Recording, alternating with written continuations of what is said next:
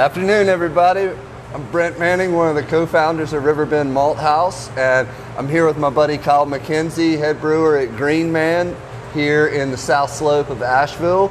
And we thought it'd be fun to get together and chat about this recently released Altbier that they've put together. Kind of wanted to talk about the history, talk about the recipe design, and kind of bring you in to behind the scenes of how Kyle puts a brew schedule together and kind of chat just a little bit about what Green Man's got going on this time of the year. So yeah, to kind of frame things up for us, Kyle, like how did this beer come about? So we had a Kolsch that we brewed probably, I don't know, 3 months ago, something like that. For the crafted thing. Yeah, for the crafted, the Asheville Crafted TV show. And so I had a Kolsch yeast laying around, and although not the exact traditional yeast for Altbier, it's another German ale strain, and I love Altbiers, and so I decided to brew an Altbier just to get another turn out of that yeast. I called you guys up and got a good proportion of a Munich rye malt that you guys are making that's, I guess, pretty new to the scene. Yeah. You're definitely one of the first few batches to put this to work, and you went all in from what you just told me on the recipe design. Yeah. This one's about 30% rye malt. I wouldn't suggest using 30% rye malt if, I mean, based on your brew house design, maybe you can get away with it without throwing in a lot of rice hulls or something like that. But I'm a pretty big anti-rice hull guy. It takes up a lot of space in my mash tun, I got you. And I don't particularly like the flavor of them. So there was no rice hulls in here, and it was a very long lauter. Right. Which, you know, it's okay, but it's not ideal, right? Shall we say? Long day at work. Yeah, just a long day at work. Can't really complain about that though too much.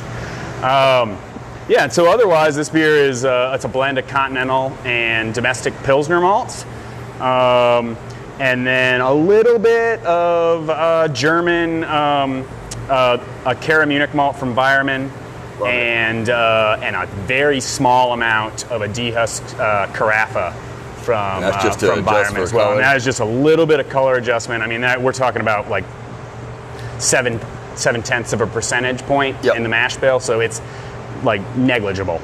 And then we hopped it 100% with German-grown Tettnang, and then fermented it pretty cool, right around 60 degrees, which is where Kolsch yeast likes those lower ale temperatures.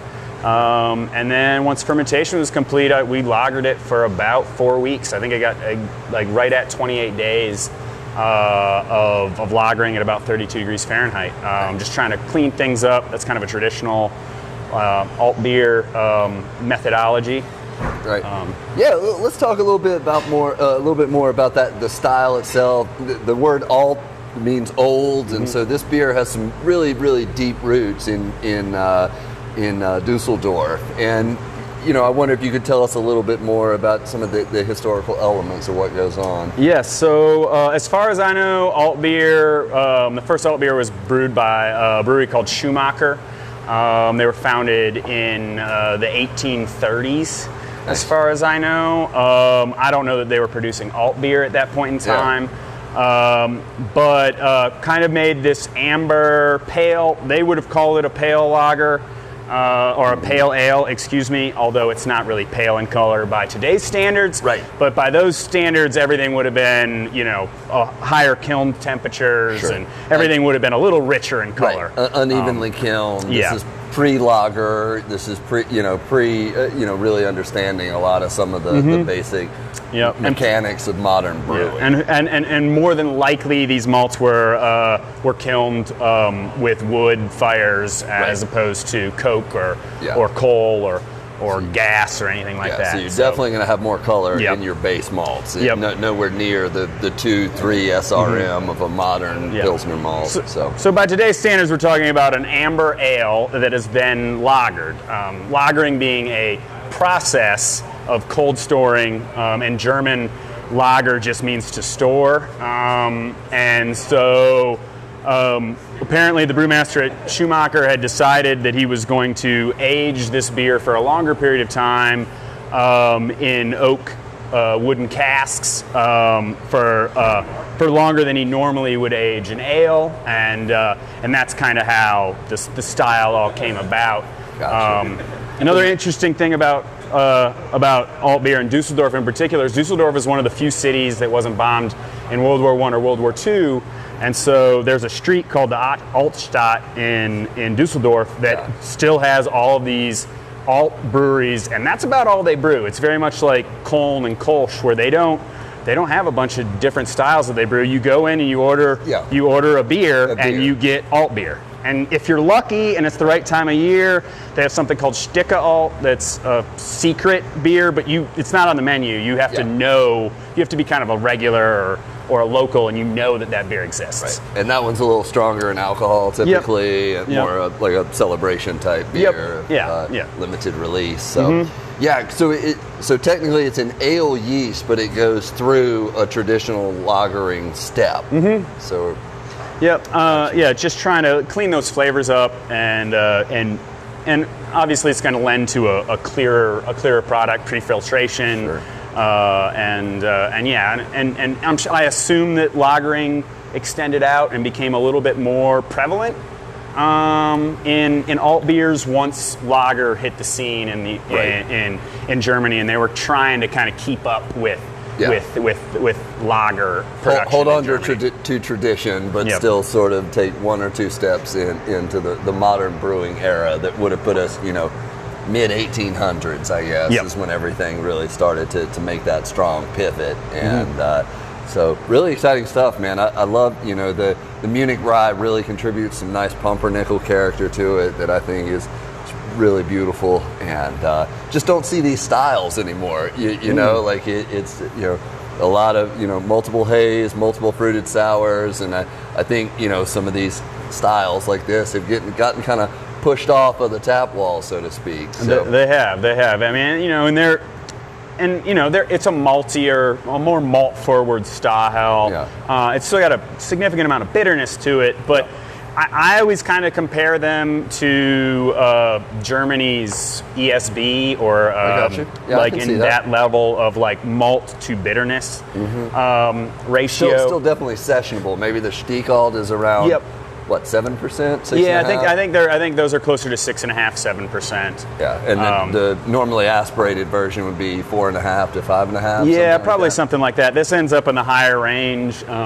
As an American, I kind of tend to dial everything up just 11. A little bit outside of the classic range. But I think this one's right at about like 5. I think it actually is 5.6. Okay. And otherwise. Just a pretty simple regimen on the brew house. There's some water adjustments, trying to get that sulfite to chloride ratio to about 2 to 1. Looking for a little bit drier of a finish. Gotcha. But still want that body and mouthfeel in the mid palate, which I think this lends really well to, and that earthy spiciness. From the rye malt really played really well with the Tettnang hops, the noble hops from Germany. I was glad to see that. Sometimes some of the when we've got these new malts and we don't have a lot of track record with them. Some of these, like I know with like our Bloody Butcher corn, I after a few runs and some feedback, I ended up oh wait, we have kind of an issue here with these noble hops, and the spice character of the corn actually makes maybe a 30 IBU taste like a 35 or a 40, and so maybe that knocks it kind of out of balance a little bit. So I think this plays well, but I would definitely tell people, like, what'd you say the IBUs hit on this? Ooh, that's a good question. I think I said I didn't write it down. It's probably in right around 30, at about 5-6% ABV. I feel like I'm probably in the low 30s on this. It's well balanced, but I wouldn't want much more of that spice. No, I think it would really take it out of balance. And I think 30% Munich Rye lended a beautiful amount of like rye character to this beer. Definitely. And again, if you can pull it off in your brew house, I say go for it. Go for it, yeah. You want it to taste like rye if you're going to go exactly. for it. So. And I've had a lot of experiences where using rye, especially some of the domestic ryes where I have not had a lot of, I haven't gotten that like rye spiciness that I actually want. Yep. It just, you get some rye flavor, but it's usually more of an earthy note than it is like the spicy. Yeah, it's not the cracked black peppercorn that you really want it to sort of snap like a French Saison and all that kind of hit to it. It's it can get masked in the well, this turned out beautifully, and stoked to see it. So this is on draft at both locations, and is it going to hit distro? Do you know? Or? I don't believe so. I think this one ended up being more of a tap room only exclusive. Some of our specialty beers do make it out to market. Usually they stay within the Asheville area. They might make it out into some of our other markets. Right on. But for this particular one, it stayed almost completely in-house. And it seems to be moving pretty well. There's a lot of people that have been coming in and asking stoked for to see it. Yeah, that's awesome. I love that. The old school beer geeks, they're still interested in these styles. Yep. So very cool to see that. So well, man, tell us a little bit more about what Green Man's got. Future releases. I mean, we're just really getting into the heart of the season here. What have y'all got cooked up for May and maybe looking into the summer? Yeah, well, still making plenty of New England style IPAs. Sure. Just again, still always playing around with hopping regimens and hopping temperatures and hopping times and those kind of things. I personally am a really big fan of lagers, so I'm always as many lagers as I can fit into this tiny little brew area. On the specialty side, I will. I've got right now we're calling it a Maibach that was kind of supposed to be based off of a Mai Tai. It's got pineapple and lime and lemon and bitter orange peel and fermented out with a lager. It's lagering right now. I'm hoping that should be out sometime in the mid to late May. Beautiful. And then I'm still cranking out. I can't not have a Pilsner on tap. It just kills me when we don't have a Pilsner on tap. Yeah. So I've got this Keep Making Damn Fine Pilsner, which is our current iteration of Pilsner, and just again slightly tweaking everything and playing around with some base malts on that. I was sad to hear Sunseeker was not going to make the cut. Dude. I agree. That one really burst a bubble for me. I really wanted that beer. I was really, really, really happy with where that was. That beer was it's back on the brew schedule. Hopefully, brewing that towards the end of May. With a very similar, very as similar as we can get it. It's probably not going to be called Sunseeker. It'll probably get some other name. But so for those of you watching, Sunseeker was a really beautiful Pilsner. It was at Craft Beer and Brewing. They gave it 100. A 99. A 99. Yeah. Okay, so it scored a 99. And used a custom malt that we put together for you guys, super low SRM, and really beautiful project that came together. I saw that review and that score. I was like, it's going to be beautiful. This beer is going to be on tap forever. Yeah, we're going to sell a lot of this. So amped. Yeah. Yep. And then that's the thing is that sometimes the market just does not respond to. Unfortunately, everyone out there buying beer is not a Craft Beer and Brewing like beer judge / reader / beer geek. That's not everybody. So it was just we were having a hard time catching traction with it.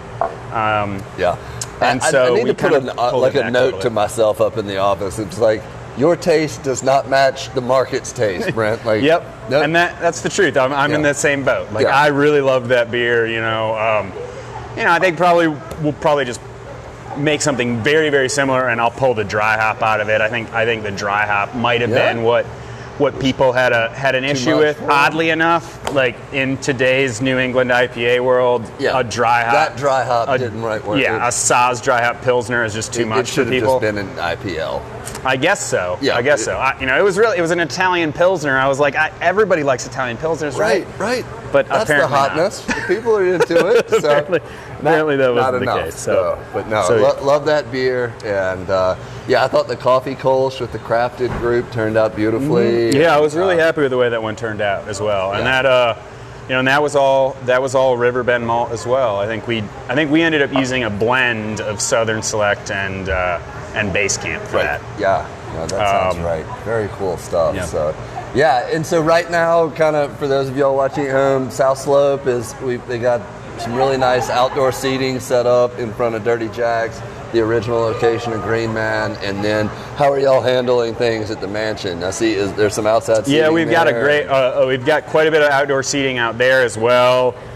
We've got some, tents and umbrellas set up for some sunshade. Nice.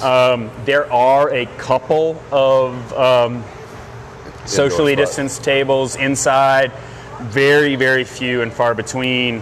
Love it. On the weekends, the upstairs is opening, but again, like we're probably operating it still at about 50% capacity, even though the state will allow us to go up to 75. Just 75 seems like a lot of people upstairs, right. and y'all it's put really a ton hard of to seating out. Along the street, we got the city of Asheville did us a big favor by and a lot of other breweries in town a big favor by allowing us to kind of commandeer some parking out in front of the breweries to take over and sell beer, and they're not slapping us on the wrist. I think it's been great to see. It benefits everybody if it's safer and spreads everyone out a little bit more. I think it makes a ton of sense. It does.